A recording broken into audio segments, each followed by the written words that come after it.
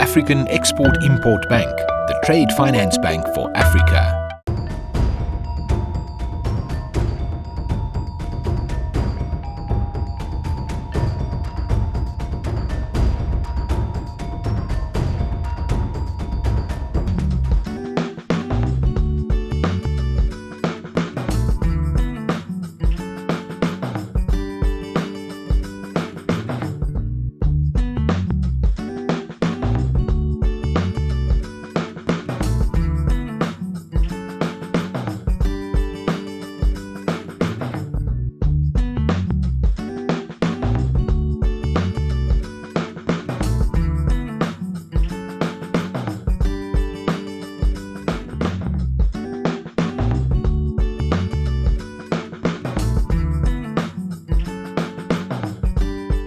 Trade, not aid, has been the advocacy mantra for Africa's integration and growth. Sadly, despite the region's wealth in natural resources, human capital, and rapid pace of urbanization, infrastructure remains a key challenge to Africa's development. On this episode of Africa Trade Lines, we move the conversation forward to why Africa must build transboundary infrastructure to boost transcontinental trade and development. I am Krista Kokukola. Thank you for joining us.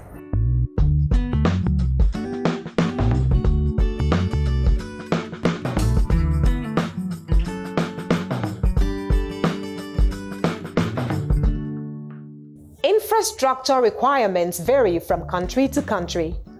Experts agree that there is a huge gap across key infrastructure areas, both within and across the continent. The key sectors that can help Africa's fragmented market are transport, power, and ICT. There are some positive spots, right? Some bright spots. If you think about infrastructure just generally, the first area obviously is ICT. The telecommunications sector has seen a very big leapfrog in terms of the country's adoption of telecommunications capability. You've got about 700 million Africans right now that are connected to mobile services, and you've also got the ICT sector contributing about 5% of GDP. So that's the bright spot. When you think about other physical infrastructure segments, I think there's not enough. And just to be candid, we're actually falling further behind the rest of the world. So take power, for example. There's still over 600 million people that don't have access, connectivity to central generation. That is a huge number. You look at agricultural infrastructure, processing. Look at the cocoa industry. Africa produces 75% of the world's cocoa. Now, the chocolate business in the world is a $100 billion business, but only 3% of that comes to Africa. And what's the reason? It's lack of infrastructure. The transportation infrastructure, again, you've got a very large continent that needs to be connected. You've got only about 80,000 kilometers of rail network, and that's all sort of concentrated in the two ends of the continent, which is Southern Africa and Northern Africa. So that's one. Roads, move outside of our national capitals, go to any country, the roads are in a very bad state. You've got about 20% of the road fatalities of the world in Africa, which is terrible.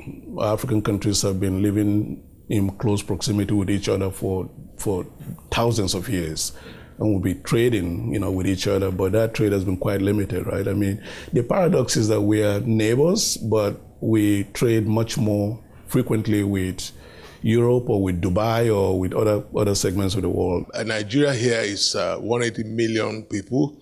Next door, we have countries that are barely 10 million. Benin, for example. So you look at all of these things and ask one simple question. Should Benin contend with 10 million people while we struggle with 175 million people? Is it not better to integrate them, call them, just put them together so that we can have bigger economies, we can have better understanding?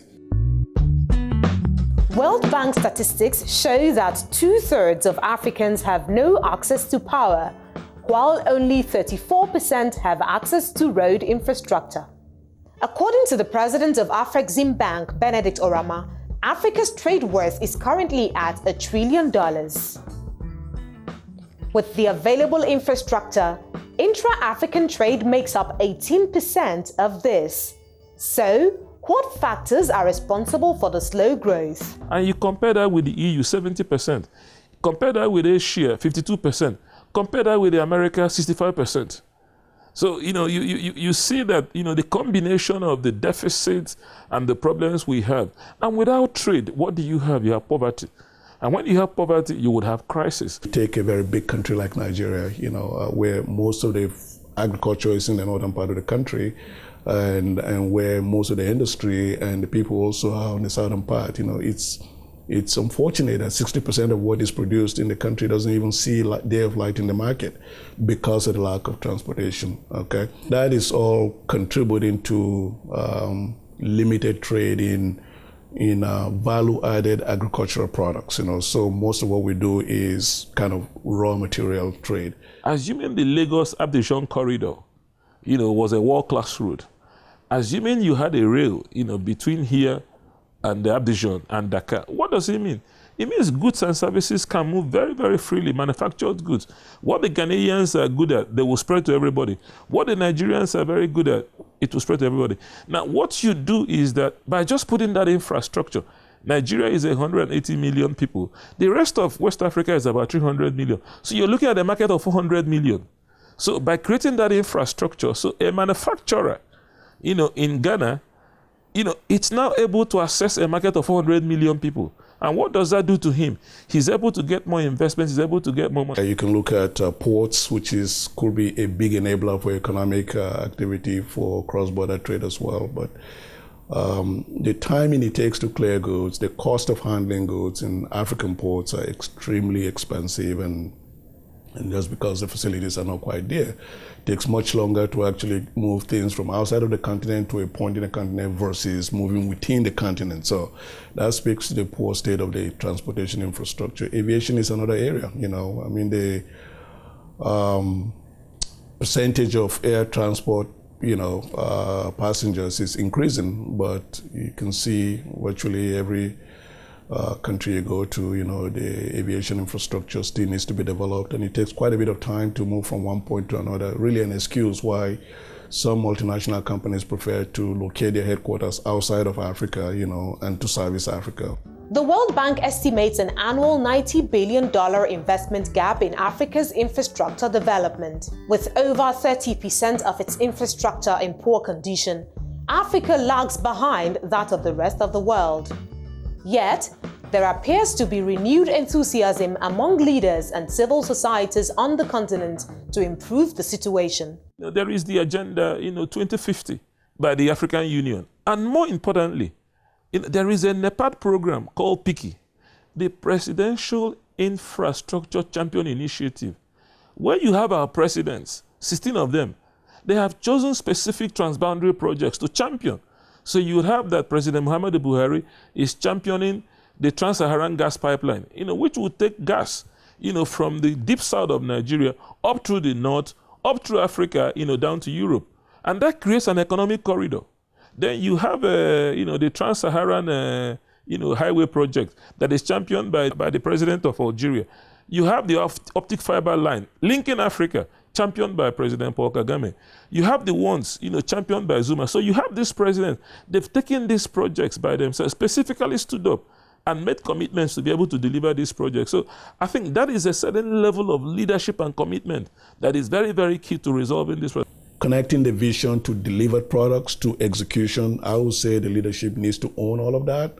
Just pronouncing the vision, it's wonderful, but that's just the beginning. In 2014, our heads of states gathered in Dakar and haven't considered so many, dozens and dozens of transboundary projects, endorsed 16 projects, which include, for example, the gas pipeline from Lagos to Algeria, Dakar to Bamako Railroad, Sabangalou Dam, Ruzizi 3 Dam. And they said to us, go and encourage the private sector to come in and invest in this because it makes sense, because they can make money. The role of the private sector is to lobby governments, to bring to the attention of governments any issues that adversely affect the business. And most of the African governments are really very receptive to the views of the private sector, because there is growing realization that if a country has to develop very fast, we have to involve the private sector. It's a key partner in the development. Is where government itself is struggling to raise the debt, they need to look at things like, for example, taxation.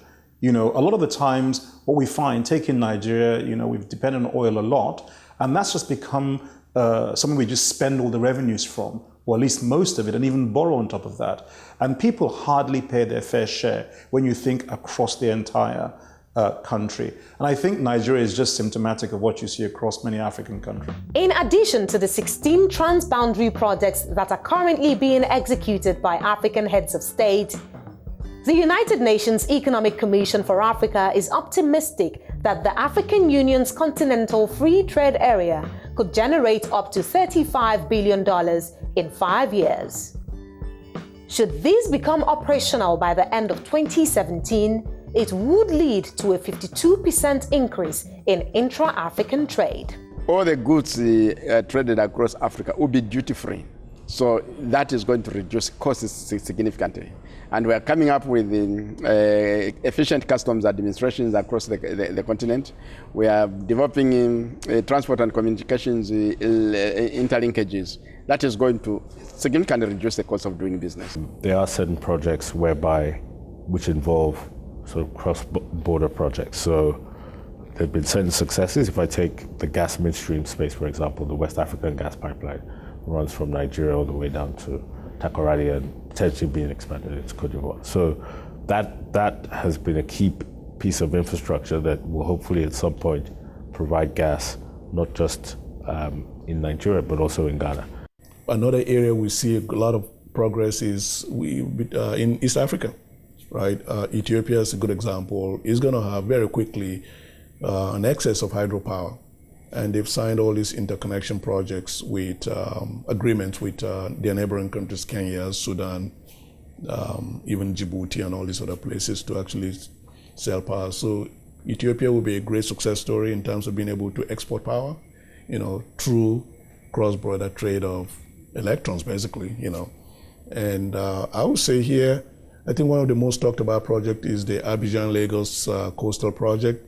I think to the extent that that takes off, imagine it really opens the door and further integrates a market of over 300 million people. There's a few challenges at the moment. One of those is the fiscal sustainability of this push towards infrastructural development. Deficits to GDP ratios are still relatively low in Africa, but they've been moving up quite fast over the last couple of years. So that's one potential constraint. There's also been some important opportunities. I think the involvement of China in the provision of infrastructure has greatly helped. It's reduced the cost of the provision of that infrastructure across the continent and often done it very efficiently. And the Chinese projects often come associated with additional finance as well, finance facilities. You're watching Africa Trade Lines. We're looking at why Africa must build functional transboundary infrastructure for trade development. After the break, we'll focus on factors hindering investment in infrastructure in Africa. Stay with us.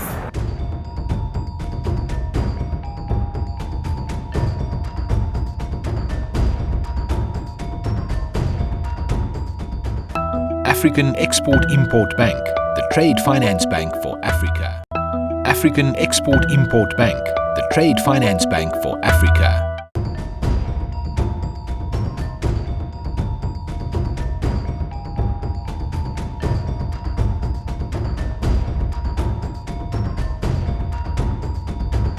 Welcome back. You're watching Africa Trade Lines. Our conversations today are centered on the need for Africa to build functional transboundary infrastructure to boost intra-continental trade. Although there is the awareness that transboundary infrastructure has to be developed, analysts say the financial resources and technical ability to close the deficit are insufficient. Private investments in Africa's infrastructure remain weak and underdeveloped. Our challenge since 2014 has been, how do we talk to these people? Now, we spoke to them, and we asked them, why are you resisting? Why are you reluctant to come? They told us two things. One, they said there were too many laws. And they said, give us one framework. We went back to the heads of states, and then we asked them, can we do this? They gave us the decision. They have completed a model law which addresses all the concerns of the private sector in terms of transparency, procurement issue, dispute resolutions. All of this has been addressed. Now, our argument now is, now we know the risks. Now we know how to do it, how to mitigate them. Now we have a model law that protects your interest. Bring your checkbook. Let's make some money. Let's build these roads. Let's build these bridges. Let's integrate Africa. Even the banking sector, the financing guys, I mean, they need to do more. They need to do more in terms of taking risks, managing the risks. That's what banks do. That's what financial intermediation is, which is to actually think long-term and really kind of support the long-term development, not just limiting their operations to short-term commercial activities. They're basically trade finance. So they don't understand the long-term requirements for funding infrastructure. For example, a port, a deep-sea port. A deep-sea port cannot be financed in less than 20 years. Now, there are very few banks that have that cash that can give you 20 years money at reasonable interest rates, where you could get from a DFI, for example. You know, a DFI can give you long-term funding. However, the challenge with the DFI, while you do have access to long-term funding, it's dollar-based. And none of the countries pretty much earn dollars, unless it's in oil or something, you're trading oil. One thing we haven't developed very clearly in African markets is a deep capital market. So we haven't involved pension funds, we haven't involved insurance companies, and we haven't actually tapped into a long-term pool of savings, which is a key component of funding infrastructure deficits. Because unfortunately we are seen as a very high-risk environment, the level of security, you know, by way of like government guarantees or otherwise, that people are seeking is quite high. Now, personally, I think it's a situational thing, because the more that we can show that projects can get done and are done properly, then I think ultimately that perception of the risk profile will diminish. From the public sector. So if the public sector provides waivers, sovereign guarantees, because if you have a guarantee from your country's central bank, should I say, or Ministry of Finance, depending on which country it is, that guarantee can be held by the bank. And the bank can in turn borrow money, you see, on the confidence that they will be repaid should there be a default on a drawdown, for example, from the sovereign guarantee. Recently, as part of efforts to diversify its economy away from oil and to encourage intra-African trade, the Gabonese government launched the $300 million Ovendo Port Harbour, a product of public-private sector partnership. This is a modern port. It's going to serve as a hub for Central Africa region. It's going to provide opportunities for import and export of agricultural produce. So in a nutshell, it's opening up economic opportunities not only for Gabon but for the whole of Central Africa. With Lekki Deep Sea Port, for example, it's been funded by the private sector with 5% shareholding of Nigerian Ports Authority, and Lagos State government has 18%, so it's really driven by the private sector. And with our other port locations that we have concessioned, the terminal operators have a level of development plan that they're required to deploy in the port locations. And as we seek to improve our quayside operations, we've also worked with our terminal operators where they deploy resources to improving on those infrastructure, and we amortize some of those costs from the revenue that comes from them. According to a study by PwC, infrastructure spend in sub-Saharan Africa is estimated to reach $180 billion per annum by 2025. There are up to 52 cities in Africa with a population of 1 million or more. What then needs to be done to attain Africa's infrastructure potential? There needs to be good legislation that enables, investors to be able to participate. There needs to be clarity in terms of the regulatory structure. I mean, who is responsible for what? And importantly, having regulators that understand the industries that they're regulating and critically are properly resourced, and capable of doing what they have to do, ensuring the interests, for example, of end users are properly balanced against the interests of those that are actually providing the infrastructure. The private sector will play a very crucial role in arranging financing, in arranging design, in arranging, construction, operations and maintenance of this infrastructure. A typical example is there is a group, that is proposing to make a high-speed rail the West Coast Rail across West Africa. That will be privately financed and they would recover. So part of what would happen is that, our leaders would also sensitize our people to make them understand that when this infrastructure is provided for by the private sector, they will be paid for by the kind of tariffs and tolls they will have to pay on roads. Take the Nigeria case, right? I mean, they sort of have estimated that they need about $11 billion annually for new stock of infrastructure. They're able to finance that maybe about $4 or $5 billion worth of that. So there is a big gap of about $6 billion that needs to come from the private sector. But private sector will always look for projects that have good returns and have certainty of payment. Africa imports $35 billion of food annually. So if we could work with the private sector, expand agriculture, because 60% of uncultivated arable land in the world is in Africa.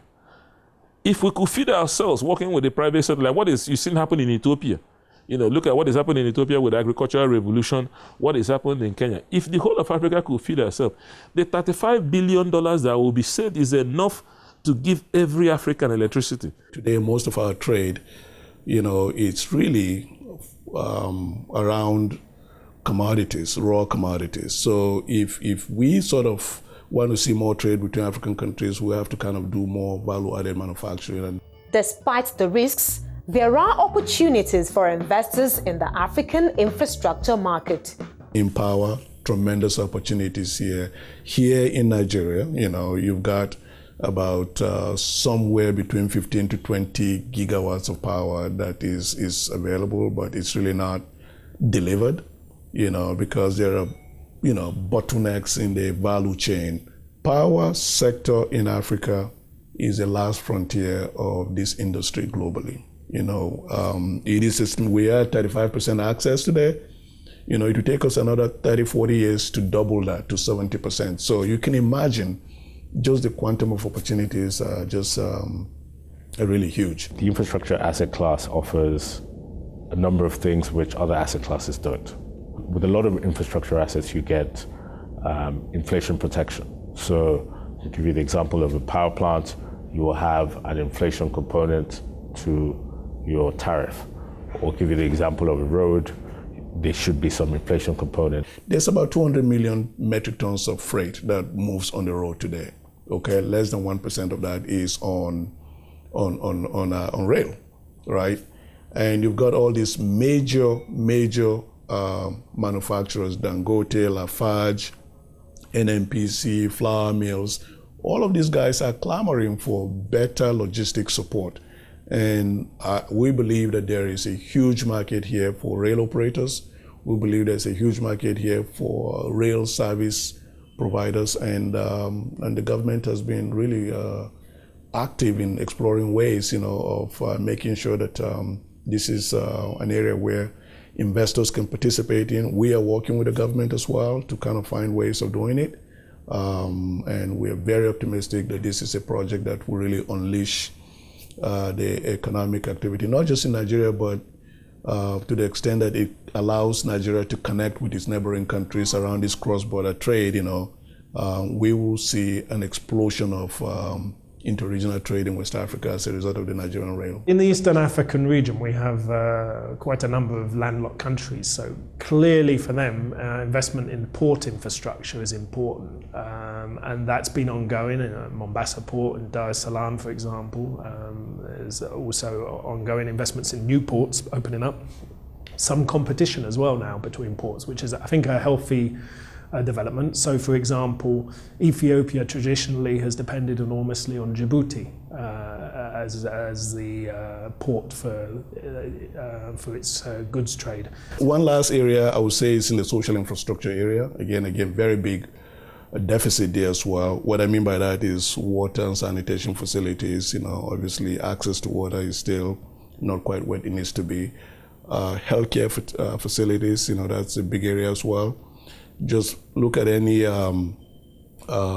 quality of life indicators for African countries. We're really kind of still far behind, and again speaks to the lack of healthcare facilities, and then of course academic or educational facilities.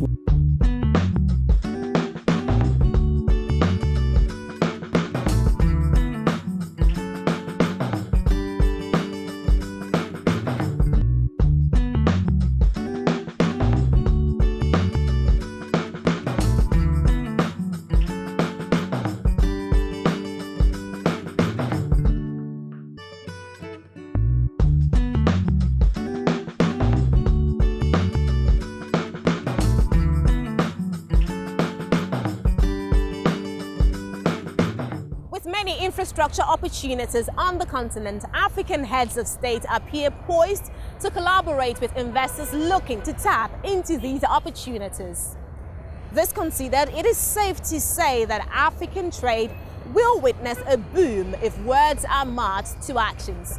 And that's it on this episode of Africa Trade Lines. Thank you for watching. I am Christy Cohn Popola.